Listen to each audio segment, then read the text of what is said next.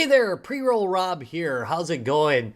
I just wanted to point out that this video took longer to record than my average video does. Usually on these types of devices, it takes me about 3 to 4 days to do it. This one took 2 to 3 weeks.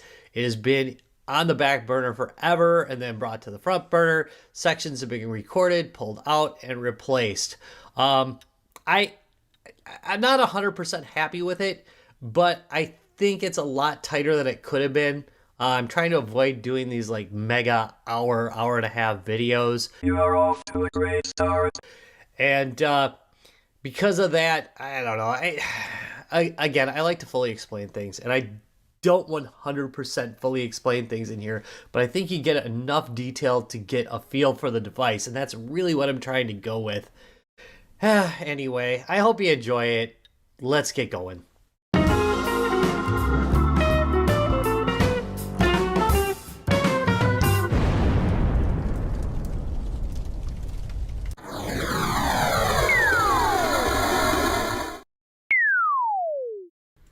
Well, hello there, real gamers. Retro Rob here, and welcome to Retro Rob Plays Everything. Today, I've got something that I think is going to be a treat for you if you're a regular viewer of this channel. It's the Gole PC Mini PC, or the Gole2 Pro. Depends on what labeling you believe, honestly. But anyway, this is it's basically, I guess I'd describe it as a Nook with a screen built into it. But it's shortly become like one of my favorite devices that I've done on this show ever. I absolutely love this stupid little box, and I guess you're gonna find out why during this unboxing and impressions video. Anyway, let's read the description, which just doesn't do it justice. Yeah, it does. Alright, here we are with the Gole Mini PC. It does run Windows 11. And I'm going to scroll down here real quick. It mentions a bit about the RAM, that it's got Wi-Fi. It does support dual screens. Unleash your gaming potential. Get ready to take your gaming and office experience to the next level with the Gole2 Pro Mini PC. This powerful PC companion is loaded with upgraded components and innovative built-in fan system. Why is that so exciting? That ensures efficient heat dissipation. I suppose some of them don't have fans. That's fine. For uninterrupted gameplay. They're selling it as a gaming device, which I think is kind of weird for how weak these are. However, honestly, not bad for emulation. I'm going to be playing a few ported older games later just to show you how it runs. I'm impressed with what it runs, to be honest. But again, don't set your expectations too high. It is what it is. Note that this is a Celeron N5095 processor, which of course was state-of-the-art 100 years ago. No, it wasn't even when it was made.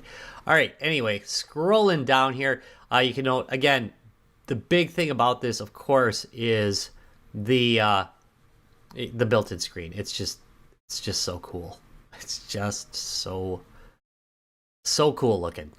But we'll get to that after we unbox it. It's got a 5.5 inch screen. It's running at 1280 by 800. Notice how they got this kind of backwards. Max resolution's 3840. That isn't with the built-in screen. That is, of course, if you're hooked up externally, because it does have an HDMI port. Running a 2.9 gigahertz Celeron processor. It of course has DDR RAM. I think I mentioned that earlier. Maybe not. I can't remember. This is like the 8th take of this. It's got a 256 gig built-in hard drive, and of course it doesn't have discrete graphics. It has 16 gigs of RAM. It's got 16 gigs of RAM, which is pretty good for one of these. And it's got a goodly number of USB ports.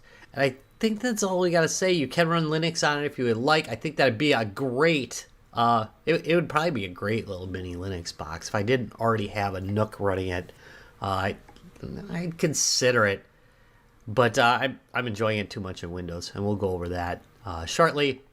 But anyway, the biggest thing that sold it on me, just as a recap, is the fact that there was a $50 coupon. It knocked it down to $269. I'll put a link to it down below. And I just bought it on a whim, and yeah, I'm thrilled. Let's go unbox it. Did I mention it's touchscreen? It's touchscreen. And here is the front of the box. Yeah, not very exciting. It just had a shipping label on it. So yeah, Amazon just sent it as the box, which is kind of funny considering how often I complain about them overboxing stuff. I think this was a little underboxed. Yeah, the back isn't much more exciting. It might be the serial number, but I guess if you want to register, go ahead. Enjoy. Yeah, the only thing on the box is this guy right here, which says Higgle PC, mini PC Wind T 4.2 gigabit Ethernet. And surprise, it's made in China. Yeah. All right. I guess I'll just open this. Glad it wasn't raining out because, you know, that was a hole. But it did make it easy to open. Oh, look at that. Gole2 Pro. Make a different mini PC. And different this is. Let's take a look at what's in the box here. Come on. Wow, that's anticipation. Okay. Nothing's in the box. All right, that's rubberized, so that's nice, I guess. And here is the mini PC itself. We'll go do a walk around of that in just a moment. Power supply is USB-C. That's nice. I like when they do that. It's universal. There's a little manual for it. It's a very little manual.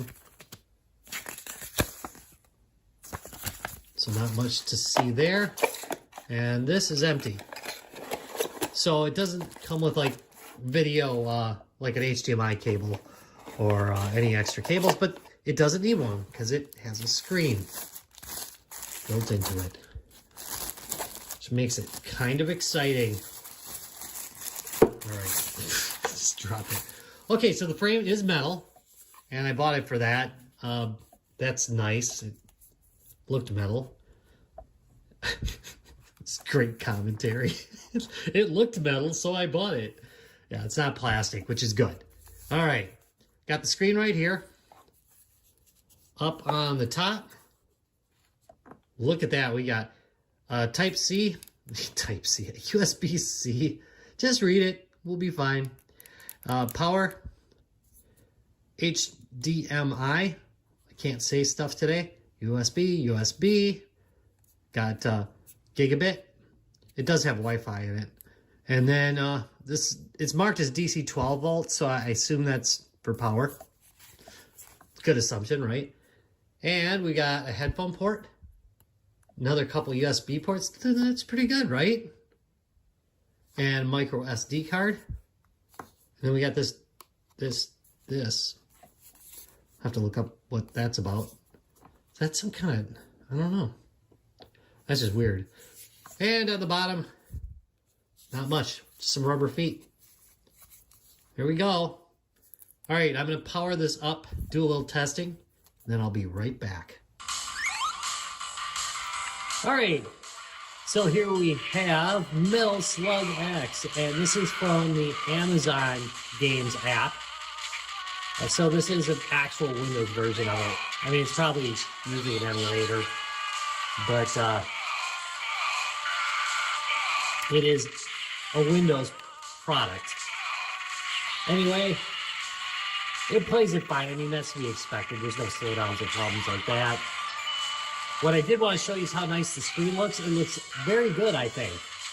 And the sound is, well, the sound's passable. It's not amazing, but it's not terrible. But remember, you could use either Bluetooth speakers or headphones, or you could plug them in as well, because it does include a headphone jack.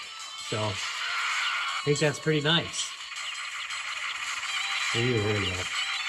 Oh yeah. In case you're wondering how the setup was, It was basic Windows stuff. Quick tip, if you don't want to use your Microsoft account, leave your Wi-Fi off. It'll usually let you create a local account. This one I did actually hook up to my Microsoft account because I wanted access to my OneDrive. But again, you got choices there. And let's just take these out. I am, of course, using an Xbox controller, but you can use any Windows-compatible controller with it. This is some great film work. Anyway,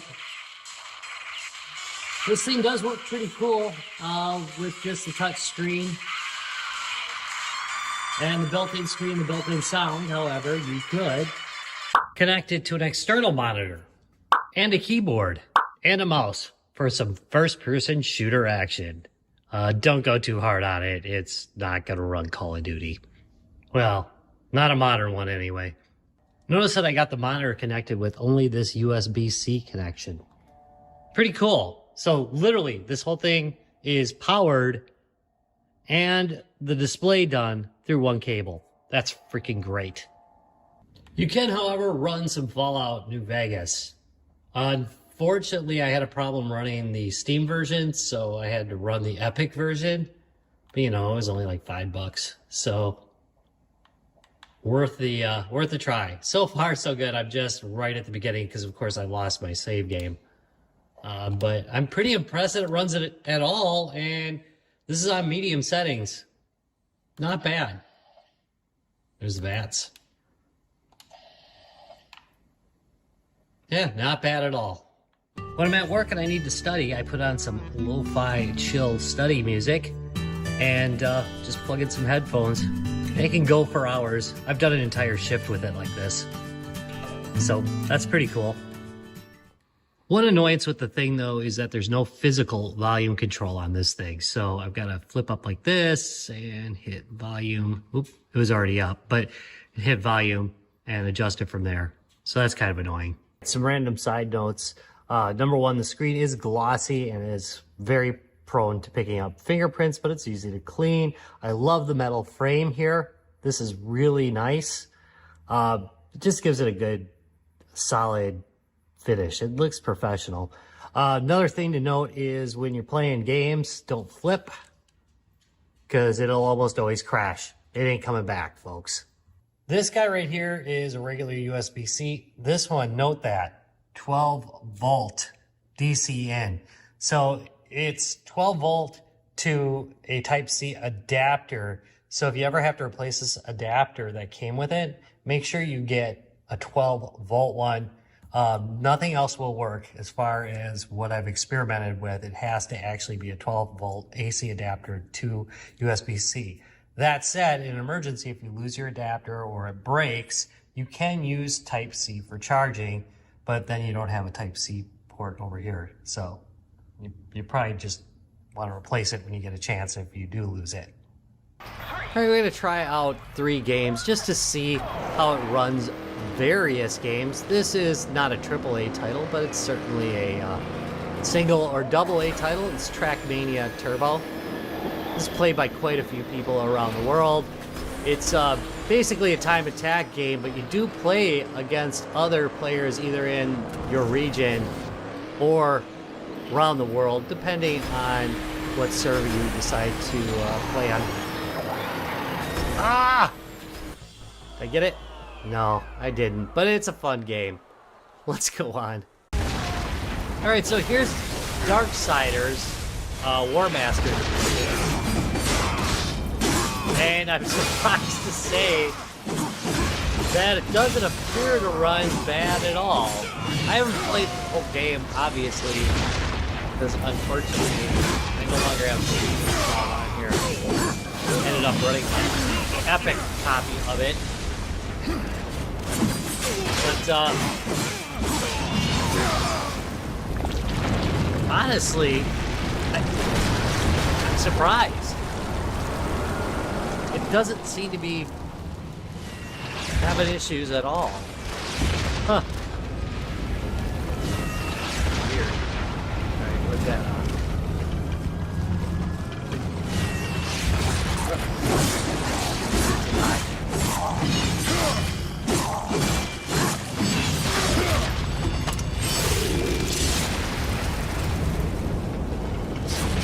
that behind me? Here it is.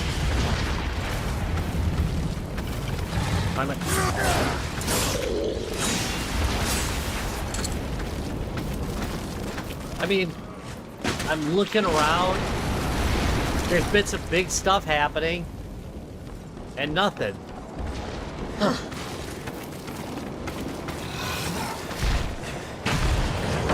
I think this is an Xbox 360 game, but I mean, again, I'm impressed that this much of a low-end system can even handle this. So anyway, I did have, I think I mentioned as an aside earlier that I had Steam installed on here. I found that Steam Big Picture mode, it tended to add a little bit too much overhead. The stuff didn't run well. And as I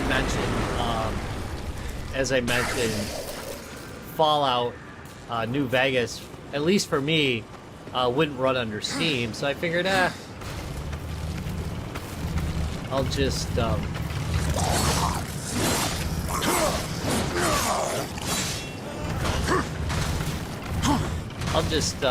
stick with these.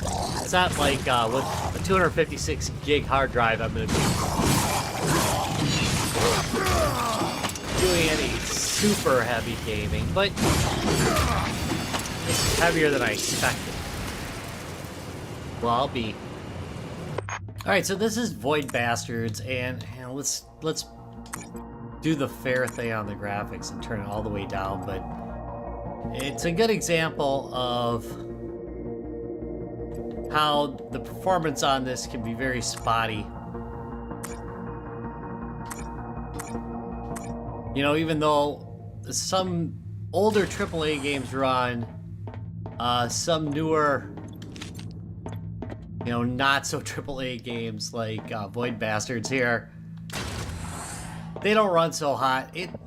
It's not, again, it's not unbearable or anything, but fuel and park locations can be downloaded at the helm.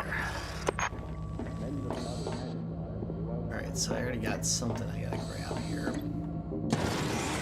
Again, I know it looks smooth. Is that it? Is that all I gotta do? Okay.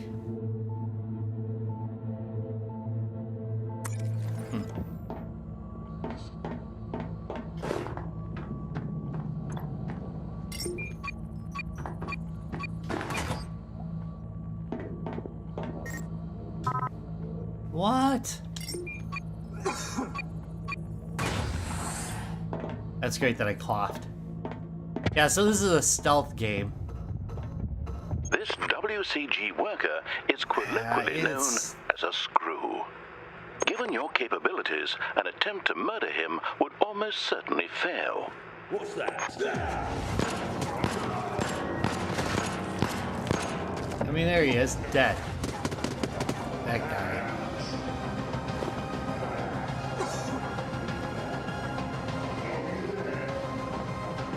Oh, you there? Yeah, you can see I'm kind of wildly swinging around, and that's because the control is a little bit off, just because the processor be lagging here. And where are you? Oh, there it is. Hopefully he's not smart enough to come get me. There we go.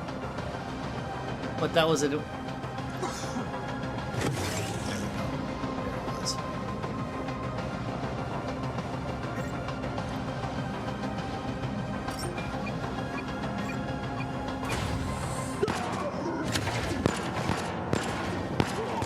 Yeah, just... This is generally a smooth game, and this is just playing super rough here. Grab these last goodies, and I think I'll call it. Again, I suppose if it's the only way I can play this game, I would go with it, but it definitely would not be my first choice for this one. Steve needs fuel, though. Perhaps you could look for some. Perhaps I could, but probably later. I'm gonna sue! Sadly, part of this video had to be edited out. Thanks, Nintendo. Alright, just to make the point, this is Baldur's Gate running through RetroArch for the PS2. And as you can see, it's unplayable. You might have better luck with other games, and using a different core might help, but don't expect good PS2 performance out of this thing. And here's a little utterly unoptimized Dreamcast, which is, yeah, it's a much better deal. Oh. They should have used Mitsurugi, which I actually know how to play. Come on. There we go. There we go. And I haven't loaded a BIOS or anything. This is just like, it's bare configuration. So it should run Dreamcast pretty well. And that, my friends, wraps it up for the Gole2 Pro PC by Higgle. Did I say Higgle?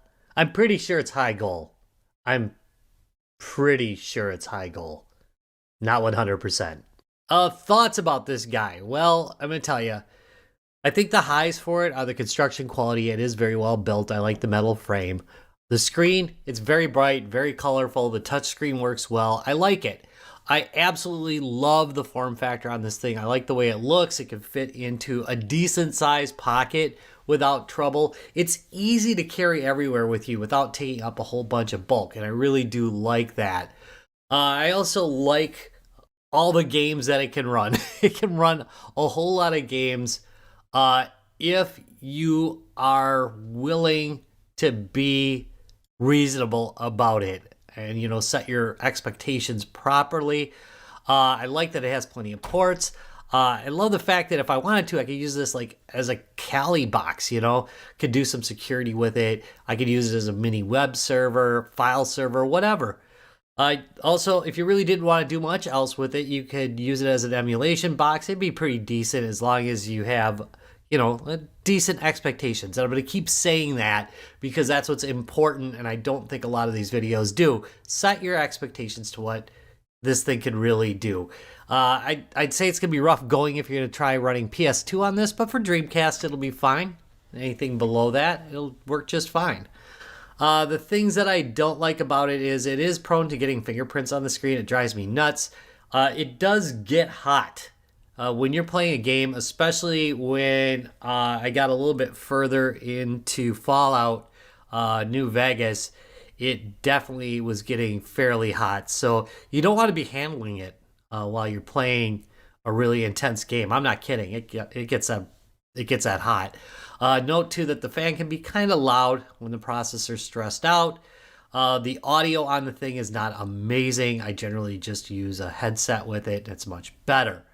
All in all, in the sub $300 range that it's in, I absolutely love this thing. I've been using it constantly for the last 2 to 3 weeks. I think if you look at it more as an all-around type of device instead of a dedicated gaming device, and maybe more for media consumption and things like that, you're really gonna like it. But I don't think you would consider this a gaming machine unless you're talking about emulation. Anyway, I want to thank you very much for watching this video. If you enjoyed it, do me a big favor, give me a thumbs up, subscribe for more, ring that bell, and I'll see you in a couple days. Bye.